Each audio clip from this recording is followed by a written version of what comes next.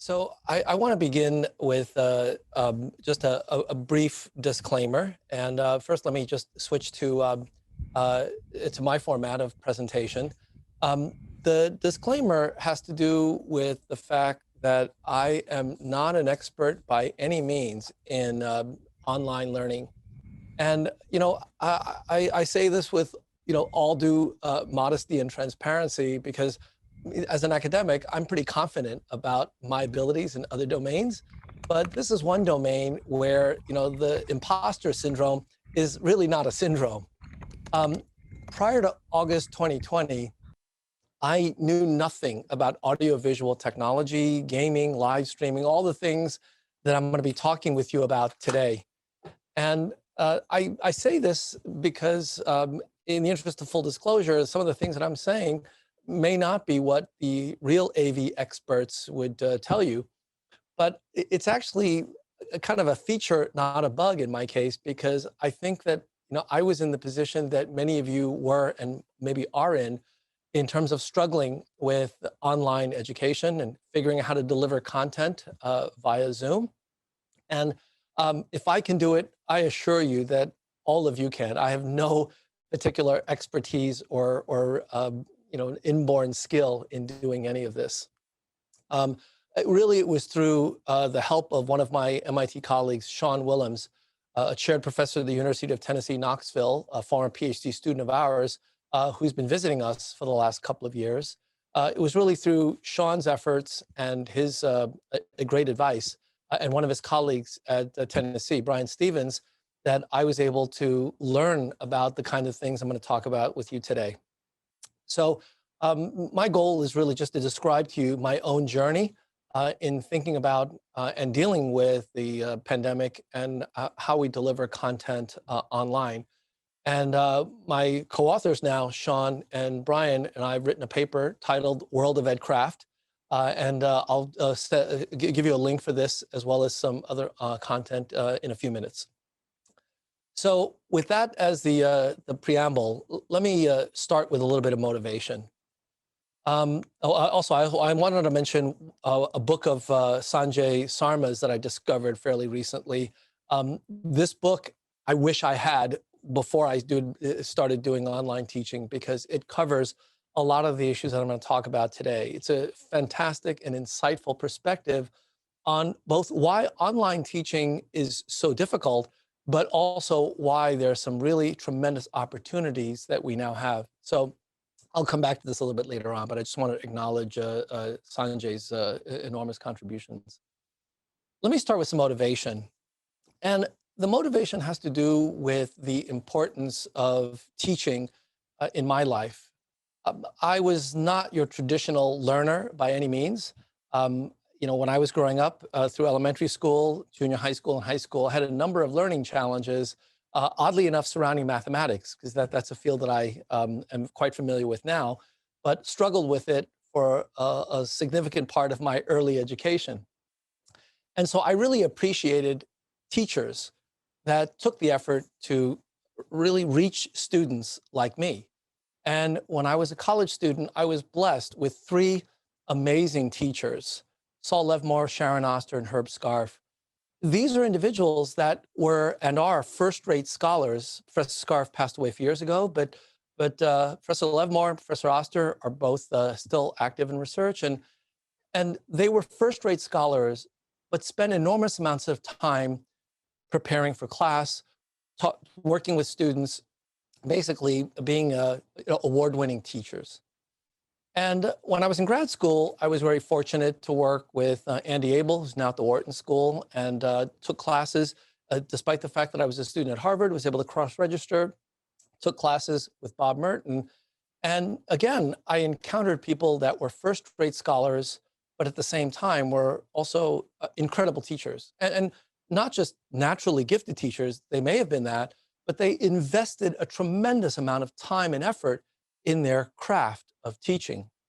Then when I got to MIT, I made the acquaintance of Jerry Sussman and Patrick Winston, and they also epitomized this idea of first-rate scholarship and enormous dedication to the classroom. And Jerry Sussman was, I think, one of the first to offer an MITx course and spent enormous amounts of time creating problem sets and lectures and interactive widgets during that very first offering. And of course, Patrick Winston is renowned for his extraordinary dedication to undergraduate teaching, and his lectures were just extraordinary works of art, in my opinion. When you watch some of his lectures online, you'll be amazed at just how fluid he is. And he really worked at it. I mean, he really spent time rehearsing his lectures and going through the chalkboard and writing out the things that he was going to be presenting the next day. So I was inspired by all of these amazing teachers. And for much of my career, I took pride in my teaching. I spent a lot of time invested in teaching. And clearly, since I teach at a business school, that's certainly something that's come to be expected. Our students pay something on the order of $75,000 a year in tuition. Most of them are paying for them by themselves, after-tax dollars. And so they obviously expect some investment on the part of the faculty. So that's the motivation for my spending time on teaching. And all of that was going pretty well. I became fairly proficient at giving in-class lectures and really enjoyed it. And the students seemed to get something out of it. So it was great until last year. When COVID-19 hit in February, March of 2020, all of us were taken by surprise, and those of us in academia were thrown online unceremoniously with no preparation, no warning, and very little support from the usual sources, because none of us, with the exception of a few who had already been teaching online in years prior, none of us were prepared to do this. And it was a really, really frustrating experience. And I want to illustrate to you, the frustrations by showing you a clip of me teaching in the classroom, one of my MITx videos that we recorded. And I want you to compare that to my very first online lecture in the last week of March 2020, after we got back from spring break, where for 2 weeks, we were desperately, all of us, trying to figure out what the heck Zoom was and how to use it and all of these various different buttons that we had no idea what to do with. So this is me. Do you think it's really important to pick somebody really smart to be a race car driver? I'm giving a lecture in a lecture hall. To pick somebody really smart to be a jet. And you can see that I'm walking back and forth. I started looking to the left of the classroom. Now I'm leaning on the desk, looking at the right of the classroom. It's a tiered room with about 120 students. And I'm talking to somebody specifically in the right. And now I'm going to start focusing on the middle of the room. And while I do that, I'm actually monitoring what's going on throughout the entire room. And I'm about to go to the left of the room and start talking to them. This is all taking place within about 30 seconds. This is what happened in March. This is what I did for my first online lecture. As I expected, a majority of you are feeling more stressed than normal. And that's not surprising because, frankly, these are very stressful circumstances. Yeah, that's painful to watch. I know, I don't want to see more of it either. The bottom line is the online lectures that I delivered in the second half of the spring semester of 2020 sucked. And I knew it, the students knew it. It was really frustrating for all of us. And you could see that, I wasn't nearly as dynamic. I couldn't move around. I was in this little box. And at the time I was using a laptop, so the sound was pretty bad. The video quality had lags, but you probably didn't even see that because it was a little tiny box in the upper right-hand corner. And I was chained to that location because of the microphone. I didn't have a lavalier mic, so I had to sit there right in front of the mic and I couldn't move.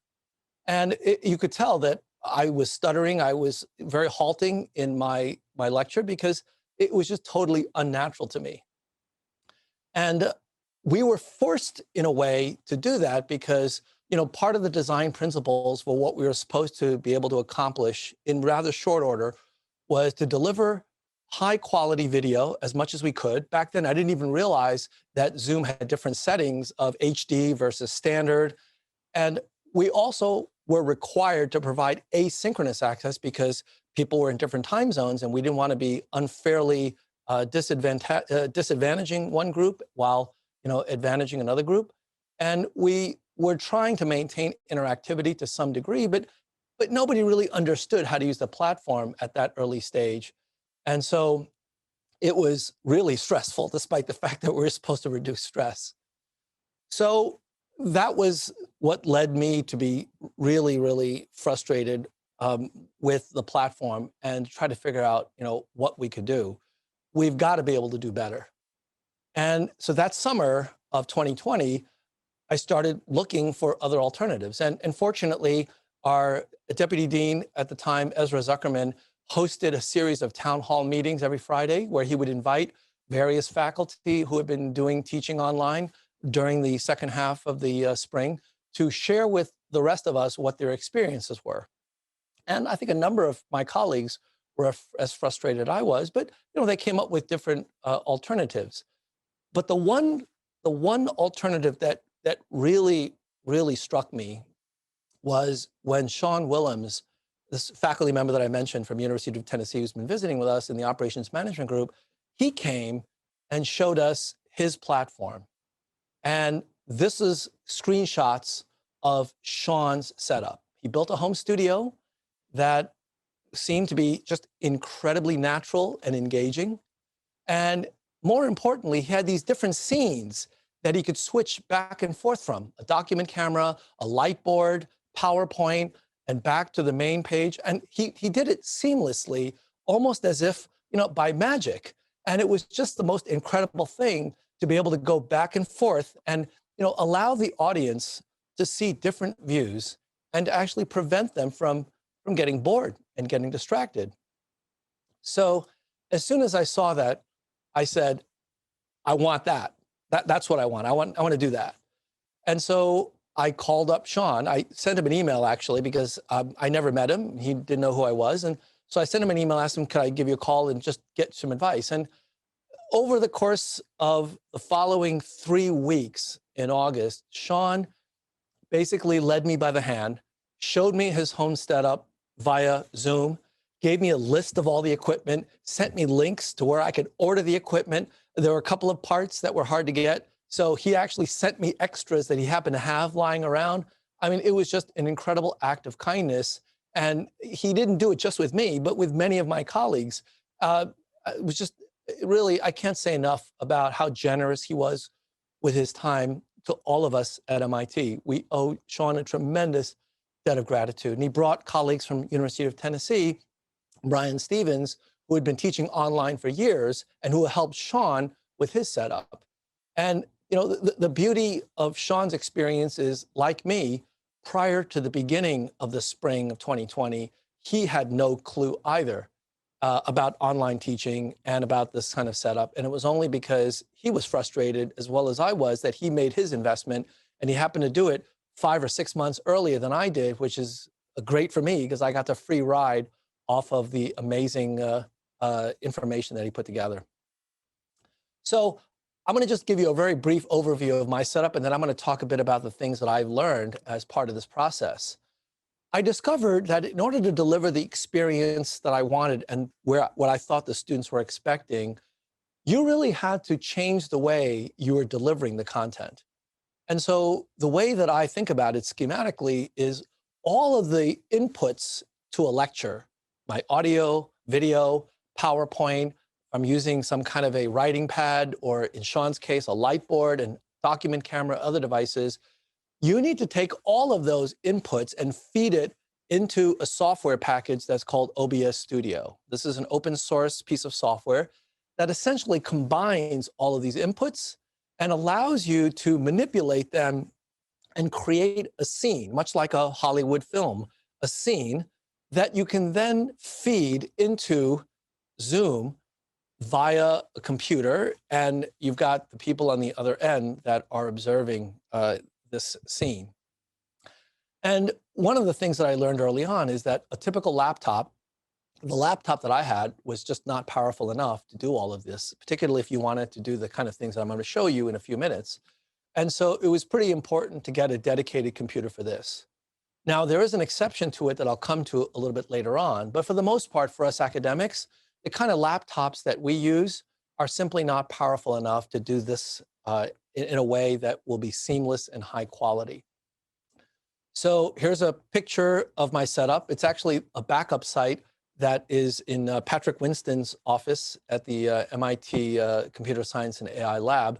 I am broadcasting now from the basement of my home, but here where I live in the suburbs, we have power outages pretty regularly. And so I asked and was able to get permission to use an office at MIT where they have somewhat more reliable internet and power. And so in the paper that I referred to, The World of EdCraft, I actually described this particular setup. You can see a clip of it in the home studio setup of here. And I used this setup to teach the fall 2020 course on healthcare finance. You can see a video about that up here. And then finally, here's a link to the paper that Sean, Brian, and I wrote. So this is a pretty big investment. It took me 3 weeks during the month of August to actually build it and learn how to use it. 3 weeks of several hours a day. So it is a sizable investment. But it turns out that actually you don't really need to make this kind of an investment if what you want to do is parts of what it is I'm going to show you. And to give you an example, this took me 3 weeks. One of Sean's colleagues put together a much simpler setup. Here's a picture of that setup, and it took this colleague of Sean's 3 hours to put this together. So, and you can do a lot of what I'm about to show you with this setup, including what I'm doing now, this kind of a Weatherman format with a green screen background so you can project slides and things like that. All of that stuff you can actually do with this setup. So it doesn't have to be the same kind of investment that I made. So once we built this, the question is, what do we do with it? How do we use it? And that was the question that I started dealing with at the end of August. All right, now that I've built it, now that I can do the kind of things that I was hoping to do, how am I going to get the most out of it? And so the challenge that I set for myself at the end of August was, is it possible to create an online class that's not just okay and as good as live, but is there a way to use the technology that can go beyond live? In other words, can we create an online class that's actually better than an in-person experience? Because after all, with all of this fancy technology, you would think that the technology should enable us to do stuff that we otherwise wouldn't be able to do. That actually exceeds what we can do without the technology, right? That's certainly true in other areas, in biotechnology, in manufacturing, communications. There are things that we can do now that we could never have dreamed about doing. What's the equivalent in teaching? And so I struggled with it until I started thinking about how teaching interacts with the technology and what students are looking to get at when they come to business school. And the answer is there are 3 particular areas where I think technology, like what I'm using now, can actually go beyond what you can accomplish in an in-person class. 1, technology can allow students to connect much more efficiently because they can systematically meet with people, particularly if they have a reason and a format and a structure, and I'll describe to you one as part of my class. You can actually meet many, many more people online, as you'll soon see in a minute with some examples. Second, because of the online format, we can actually bring to Sloan many, many more industry leaders to get students exposed to business practice much sooner and much deeper than they otherwise might be able to. It would be very, very difficult to get more than 5 or 6 speakers to physically come to campus during a semester unless you have a particular roster of people that you use all the time, because people are busy and the scheduling and the class times, it's very, very difficult. In the online version of healthcare finance that I taught in the fall of 2020, we had 32 speakers, 32 speakers. Every single class, 2 or 3 people would just drop in and share with the students their experiences for how they sold a $5 billion pharma company or biotech company, or how they engaged in discovering this particular cure for cancer. Really remarkable approach to accessing the kind of talent that you wouldn't otherwise be able to. And finally, with the online format, students can actually interact much more easily with some of these business leaders. In fact, we had practicums where students would work with these individuals on specific problems that the leaders were actually interested in engaging with. So it is possible, and I set the goal of actually implementing some of this in the fall of 2020. So I want to describe to you a little bit about how we did that, because it obviously makes sense that the technology should be able to do it, but implementation is a different matter. It turns out that others have actually figured it out. And in particular, Hollywood and Nintendo have both figured out how to make online experiences better than live. Because after all, aren't movies better than live in many senses? You've seen an Oscar-winning film that just transports you. It brings you into another world.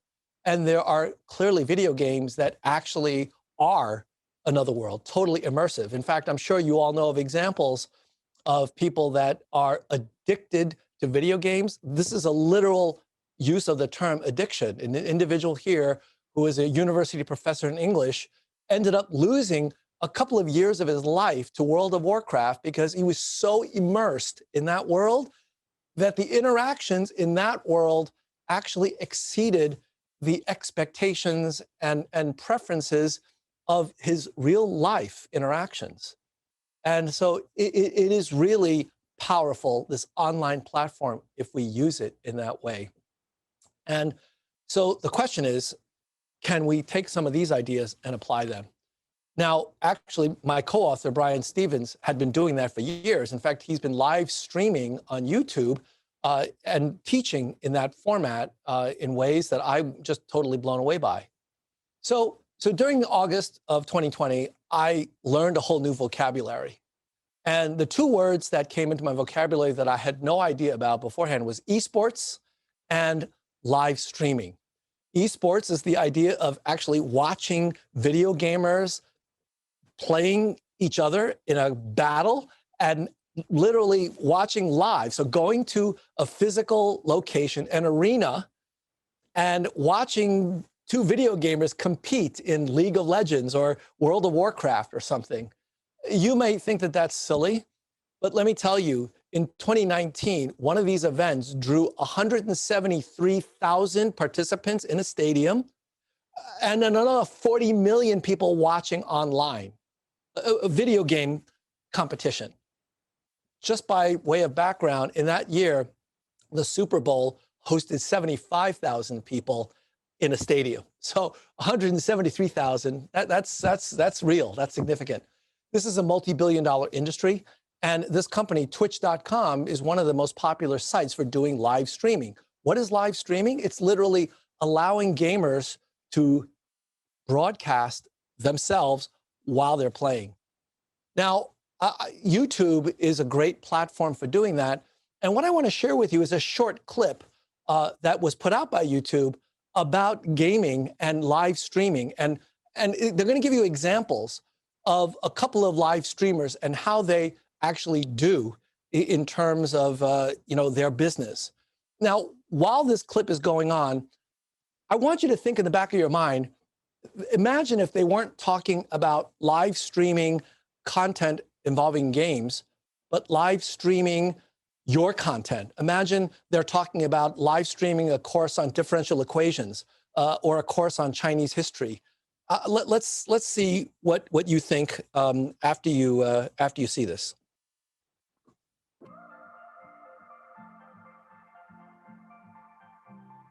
I actually discovered YouTube Live and YouTube Gaming because of my roommate Garrett. So I started streaming on it, and my first stream I had over 75,000 comments on the stream, and I was like, it did better than my videos do.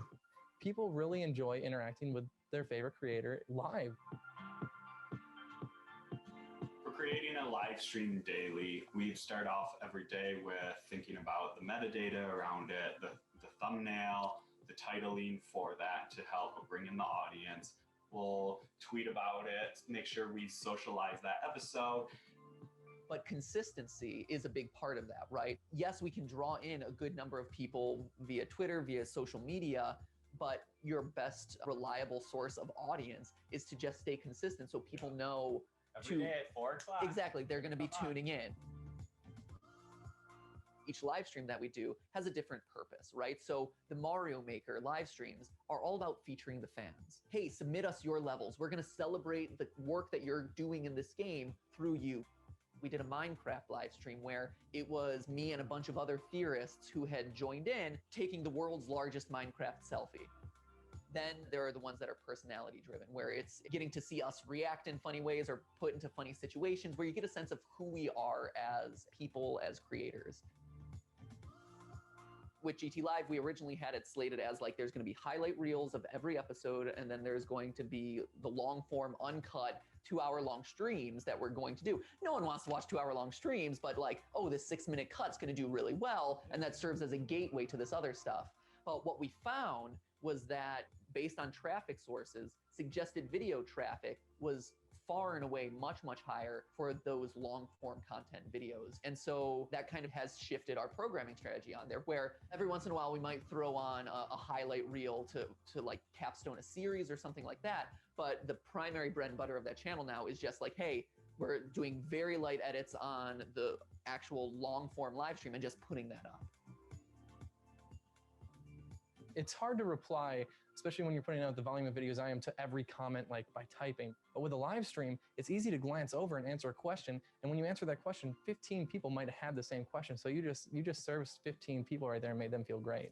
That's the most fun part of interacting with an audience live. I'm reading your comment and they'll go back and watch the replay of that live stream and they'll be like, that was me. People send us that all the time. The meme, notice me senpai, you know, like, oh, my favorite creator, please notice me. The live stream bridges that gap. It's awesome to see a fan freak out in the chat and you just see like 1,000 messages like, oh my God, he replied to me. It's the best day of my life, you know. We end our streams just saying goodbye to as many people as we can that we're seeing in the chat because they took the time to be there, and so they deserve to be noticed too. Everyone likes to hang out with a friend playing on the couch, but now you're hanging out with hundreds, thousands of friends playing on the couch, and that's really cool.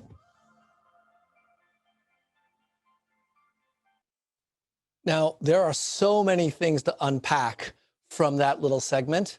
First of all, you should know that that segment was exactly 3 minutes, 15 seconds long. That is an amazing amount of information that's packed into a very short period. And my guess is that it took several people about a day's worth of effort to film that one 3 minute and 15-minute segment. It took that long and that much editing to get it down there. But you can see the use of data, the fact that you're focusing on consistency, the fact that the audience really prefers the long form format, meaning a 2-hour video. They're watching 2-hour videos rather than 6-minute segments. So many of these ideas of live streaming fly in the face of what we've been taught about online interactions, the so-called chunking of 6-minute and 15-minute segments. This is a very, very different circumstance. And you know, the fact that individuals respond when they get noticed by their creators, it's a little bit like getting noticed by a faculty member if you're in a very large MOOC and you're engaged in learning about linear algebra, and you know, Gil Strang makes a comment in the chat windows that's a really good point about inverse of matrices. The point is that there's so much we can do with this technology. There's so much to learn from the video gaming community. And a number of people are doing that, like my co-author, Brian Stevens at the University of Tennessee. He's been teaching statistics online using YouTube in a live streaming format, as well as all of the other gaming techniques that you've seen. He's making use of that, and we can too. So in the remaining time, I'm going to just go through very quickly some lessons learned, and I'm going to try to wrap up in time for this. There's plenty of Q&A, which is going to be by far the most informative part of this discussion rather than me talking. There are a number of things that I learned from my experience that actually I could have learned much sooner had I read Sanjay's book and had I learned more about the live streaming community. high production quality, using multiple senses of the viewer, video, audio, animation, sound effects, and so on. Changing scenes regularly, audience participation, maximizing network opportunities. Those three I'm going to focus on in particular, but the role of the TA or moderator, soliciting feedback at the end of every class, informal one-on-4 interactions with students afterwards in different Zoom sessions and in after-class meetings. Those are all things that I think could really make the live classroom, something that is not, believe it or not, quite as good as this kind of a online experience, if you can do all of these things. So you can find out more about these other items in the paper and in the videos that I referred to, but let me talk about the three in particular. First, changing scenes, schedules, and breaks. It's really important to make sure that you don't bore the viewer. And again, this is something that all Hollywood filmmakers understand from the beginning, as well as YouTubers who are doing live streaming. You got to change up the scenes so that people maintain their focus. And the way that I would do that is with a schedule that takes into account the fact that there should be breaks along the way in the narrative of exactly what we're showing to students.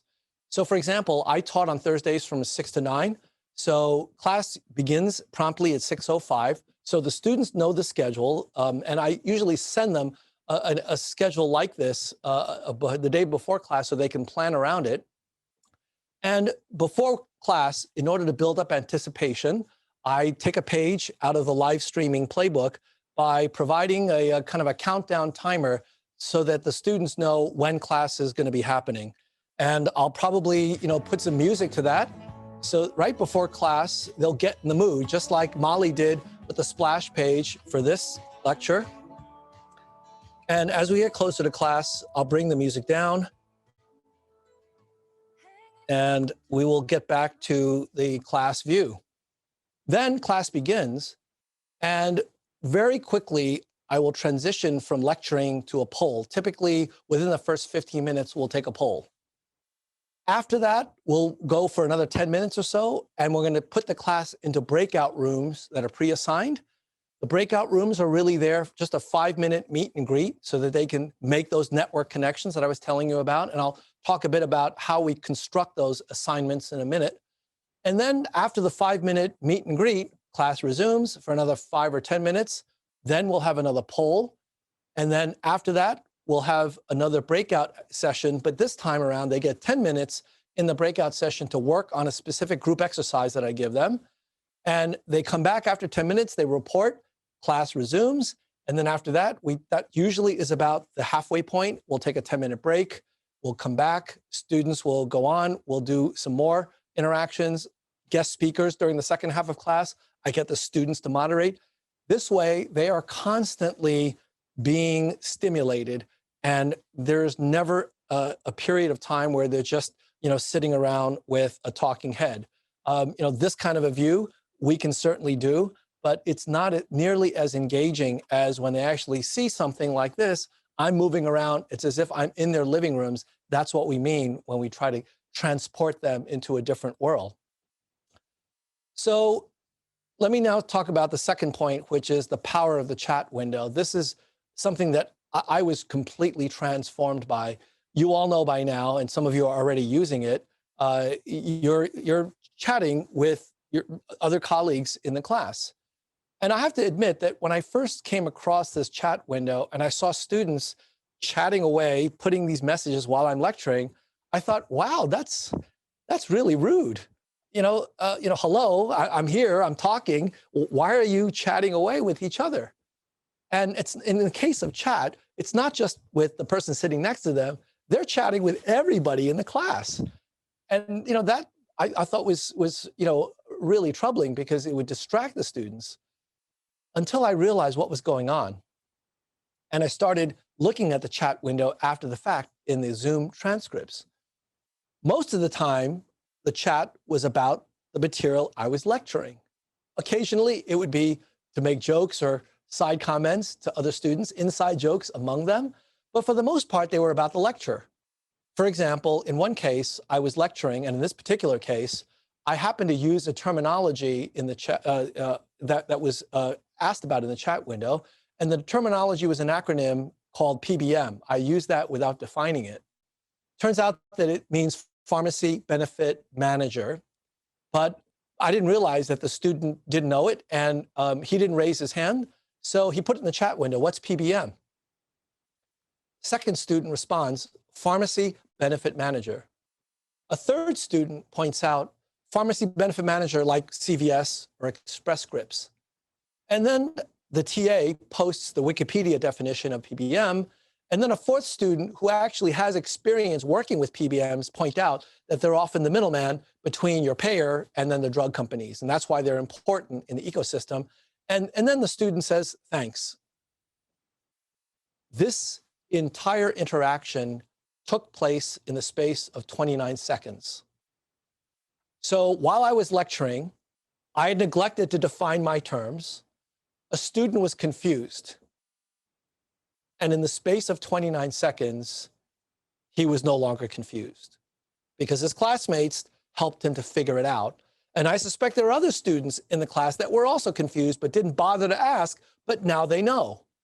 And so it allows the lecture to continue. Whereas if we didn't have the chat, maybe the student would have gotten the courage to raise his hand, but what if the student happened to be an introvert, like I am, and not really comfortable raising hands, or didn't want to interrupt me, or just felt like he didn't want to feel like he was, he was dumb, and maybe it was in the readings and he should have done the homework. There are all sorts of reasons why.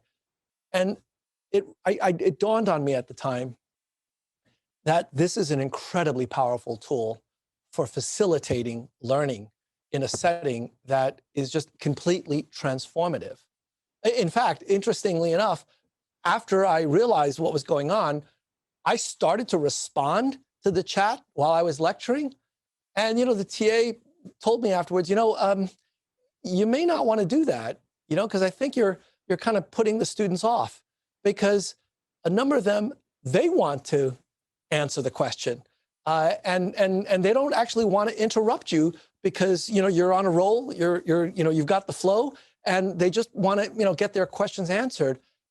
And at that point, I realized something really shocking, which is that when I lecture live, when we lecture live, it is all about us, the lecturer, right? We're in the front of the room, everybody looks at us. The focus is all about us. But in fact, learning is not all about the faculty member. And it's an incredible challenge to our egos to realize that we are not necessarily teachers. We are facilitators. You can't force somebody to learn who's not ready to learn, is not interested in learning, or is not capable of learning. You need to allow them to figure out how they're going to learn and facilitate that process. And so that was a really big wake-up call for me. And it turns out that Sanjay's book actually has provided me with a clearer statement of this issue, and the fact that there are different people that have different ways of learning, and they don't always conform to what we think of as the ideal student. Using technology, we can reach a much broader segment of students and customize the way that students learn and the way that we offer content in ways that we were not able to before. There's a whole set of issues that I'd love to talk about here, but in the interest of time, let me continue on with the last point, and I'm going to wrap up. So the final thing I want to mention is that the technology does allow us to do more networking, and we actually have done an analysis of that in the class that I taught in the fall of 2020.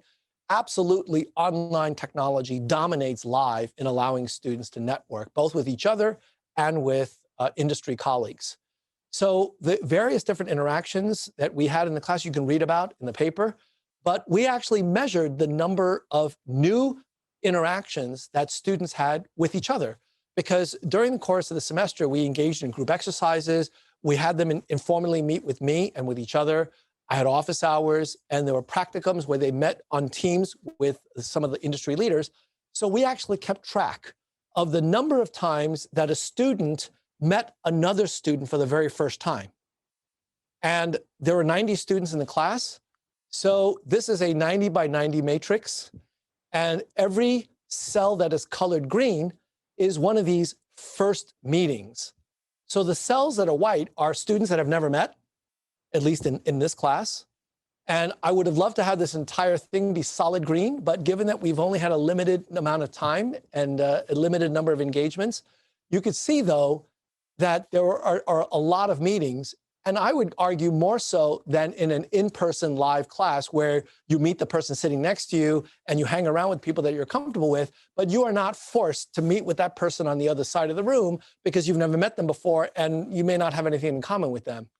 It turns out that the minimum number of new connections that a student made in the class was 35. The mean was 43 connections, and there was one student that actually met 51 other people during the course of the semester. Now, we designed it. We had these pre-assigned breakout rooms in order to maximize the number of meetings. And given that this is an MIT presentation, I have to have at least one slide with some equations. So this is the algorithm that we used in order to maximize the number of new meetings in the pre-assigned breakout room sessions. And all of this is online. If you want to use it, we've got a spreadsheet that's available. You're welcome to download it. It's got an open source license. I really have to thank my 15482 students for being so patient with me in experimenting with these technologies.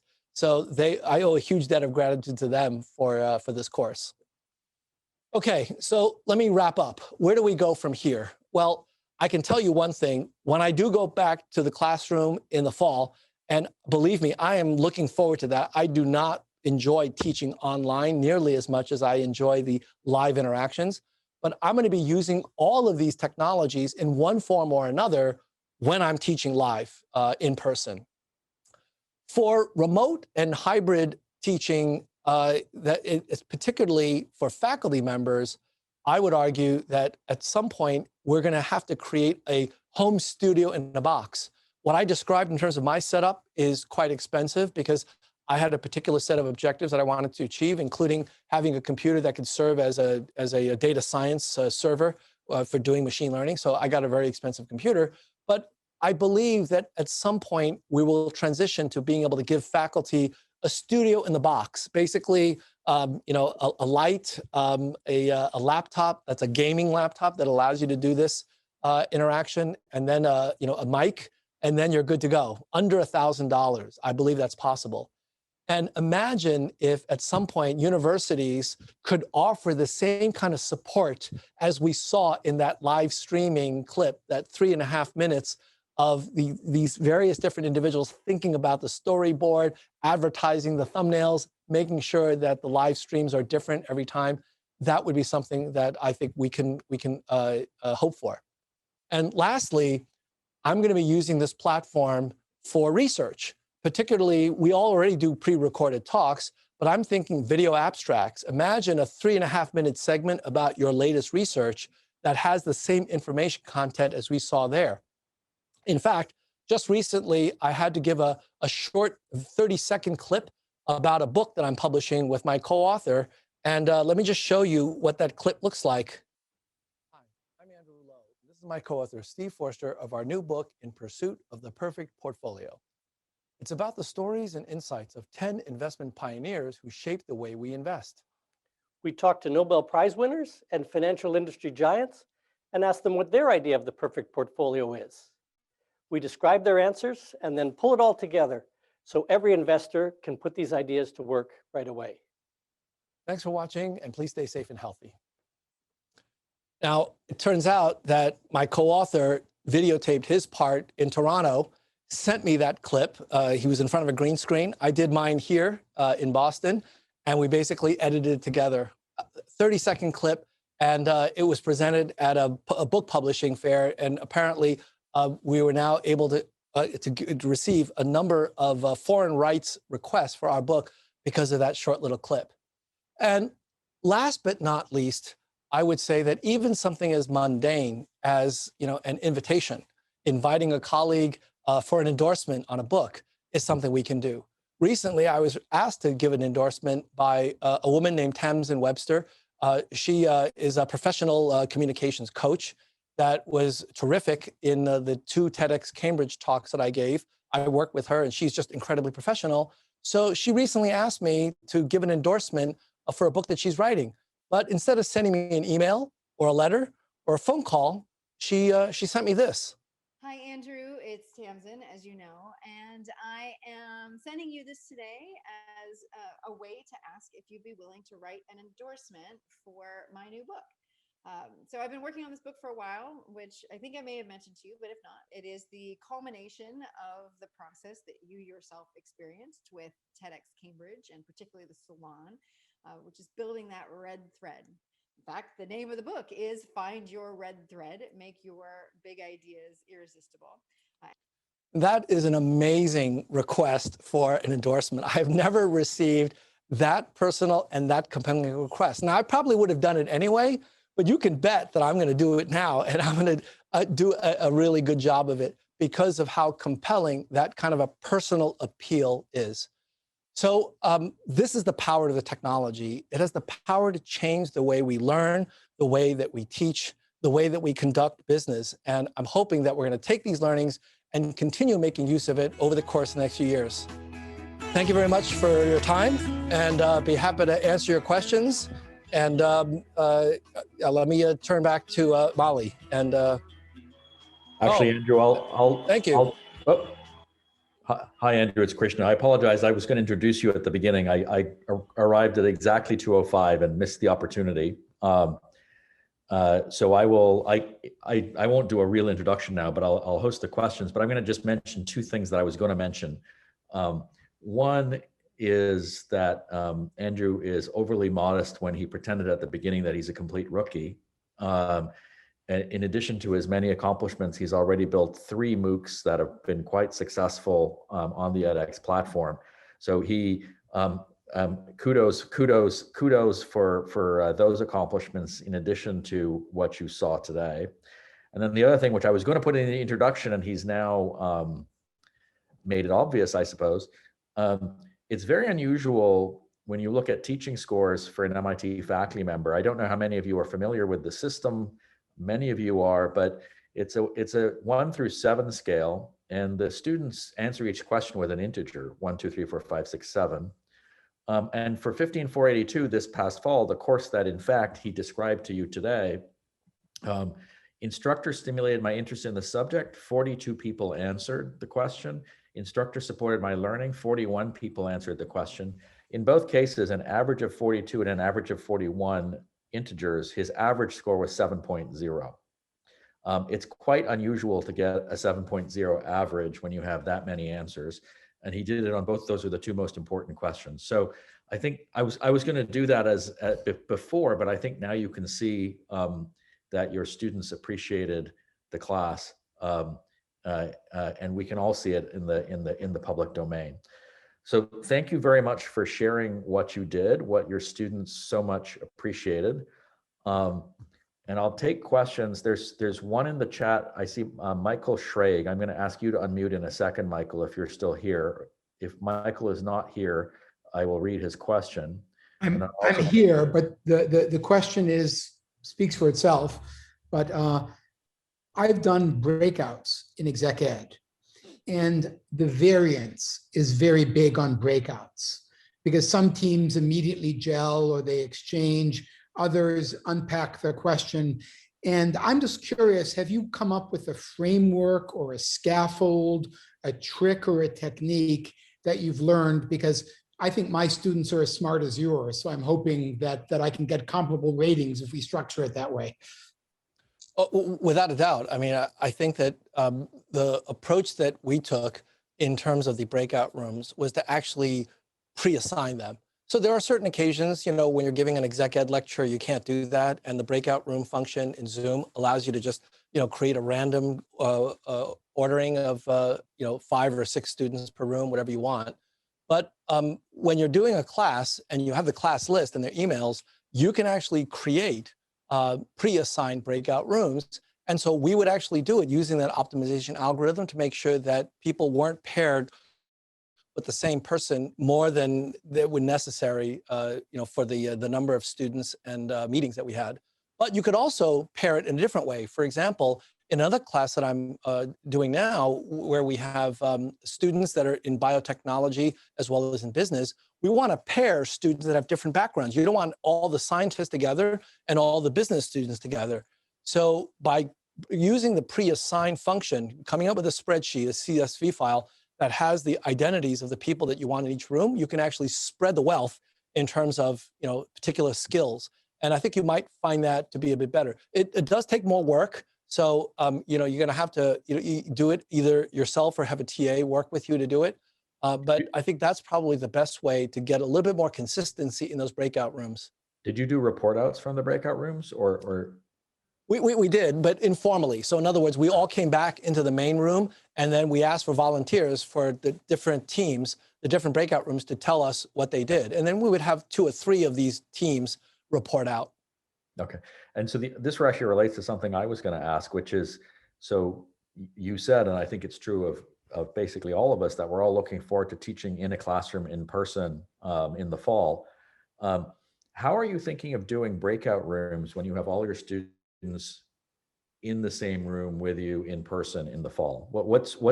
It's clearly important, very important, as the insights that you've learned are, how are you thinking of reproducing breakout rooms when everyone's in the same room? It's really tough. And so I think that what I'm going to do is to start off slow by first trying to find an app that allows students to chat with each other and with my TA as a moderator. Obviously, there's lots of social media that's out there, you know, WhatsApp and Instagram and so on. But I'm trying to find an app that is something that I can manage within a class and will allow the TA to be able to moderate. So the first step is to figure out how to bring the chat into live lectures so that they can actually start interacting with each other in ways beyond just whispering to their next door classmate. Yeah. Once we do that, then I think the next step to breakout rooms is actually pretty easy, because what you can do then is to create sub chat groups to allow them, you know, on a class by class basis, to only be able to chat with 5 other classmates spread around the room. And then I'll ask a question, and I'll have them, you know, talk amongst yourselves, but, you know, through the chat. And, you know, that's one way to sort of get that going. So I think Moni Avello has said it in the chat. Many see the need for a chat app in the new normal, as you've just said.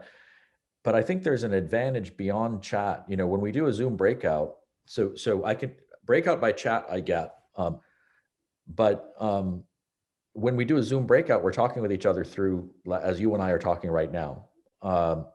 And I think that's a better breakout experience. And in fact, it would be a better breakout experience still if you could send, if you have 90 students in the room, you broke them into groups of 5, they each went to a separate room and had a conversation together in person. That would be better still. But the time lost by the toing and froing is, of course, a huge cost. So I'm curious, you know, going beyond chat, but sort of thinking about the actual dynamics of a classroom. Are you thinking about saying, okay, clump in your groups of 5, or are you thinking of chat? I actually am thinking about using the chat, because you're right that the physical cost of actually having people get up and move around, it's challenging, and you'll lose a lot of valuable class time. Okay. I'm thinking that we will define the chat group at the very beginning of the class, allow them to interact during the course of the class, and maybe at the end of the class, when class is over, I'm going to ask people to just gather for like 2 minutes so they can walk out of the room together and get to know each other. So there's got to be a human element to it as well as the online interaction. Okay, so let me take another question, but before I do, I'll just say someone, actually it's Aaron Kessler in the chat, has suggested that some of this functionality might be accomplished by a Slack integration with Canvas, which is worth looking into. Chris Manos, you have your hand raised. Yes, thank you, and I appreciate the talk very much and the content. Just one question for you generally. Could you talk to the subject of you're seeing the students? And by that, I mean, are cameras mandatory on the other side? And if they're not mandatory, what do you do to encourage them? I find a lot of camera resistance, and I haven't gone to camera mandatory, but the camera resistance is an important thing for me, because I think, like you, benefit from seeing my students and their facial expression and so on and so forth. You know, I couldn't agree with you more. I benefit as well from having that kind of human interaction and seeing who I'm talking to. I haven't found a way to do that other than to develop rapport with the students. So first of all, like you, I do not make it mandatory. I encourage them to keep their cameras on. But you see, I taught on Thursdays from 6 to 9 p.m. And I didn't think it was really appropriate to require that they keep their cameras on because, you know, at 8 o'clock at night, students are at home, they're relaxed. And, you know, I don't really feel like it's appropriate for me to impose on them given the whole COVID situation. So in that sense, I wanted to keep things relatively relaxed. But the way that I actually encouraged them to keep their cameras on, and most of them did, was, you know, for the first 2 weeks, I actually met with all the students in my class during these, you know, four-on-one meetings. I would basically put my schedule for a block of 3 hours, have 15-minute appointments, have them sign up in groups of 4 to meet with me on Zoom, just to talk about stuff, not no agenda, but just to get to know each other. And the first 2 weeks I did this. And after that, you know, once I got to know who the students were, and I would learn about them, and I would use their backgrounds as illustration in class. I would call on Michelle, who worked at a pharma company last summer, or Brad, who actually worked at a biotech startup, you know, last year. I would actually bring them into the discussion. And through that process, once you get to know them, they naturally want to be seen and they want to be heard. But it really, so it changes the anonymity of the class if you're able to meet with them 4-on-1. And it's pretty efficient. You know, within a 5 or 6 hour block, I pretty much was able to meet with, you know, all 90 students. So I think we'll take one more question. Stuart Crucell had a question in the chat that if he's still here, I'd ask him to ask in person. Yeah. Hi, Andrew. Stu. Good to see you. Was curious about the lessons you learned and how we take those international. I mean, obviously, you know, your idea of getting 32 or whatever visitors into the class, it's a great way of bringing other people in. So I'm thinking not only into the classroom, but engaging different audiences. Well, that's really the power of this technology. You know, the live streamers routinely look at their international statistics, and it's amazing how universal gaming is. So you can imagine that people around the world will tune in to a really interesting event. I think in that same, on that same token, if we have the right content and the right format, meaning, you know, having this kind of a live stream where you're able to allow people from all the various different platforms to be able to log in. Some people prefer YouTube, other people use Zoom. YouTube is actually a really good way of doing live streaming if you don't have access to Zoom. And, you know, I think that that's exactly, you know, the reason for the popularity of the platform. I couldn't agree with you more that actually internationalizing, you know, our research and teaching is, you know, something that MIT has been at the forefront of ever since the beginning of OpenCourseWare. Thank you, Andrew. I want to thank you very much. Quoting from the chat, I see in the chat words like thoughtful, thought-provoking, terrific, and inspiring. And I really think this was an inspiring presentation. I thank you so much for sharing your perspective, both on what you've done, but I think even more important for all of us, your look ahead. So thank you very much. Thank you. It's an honor. Thank you very much. Bye-bye.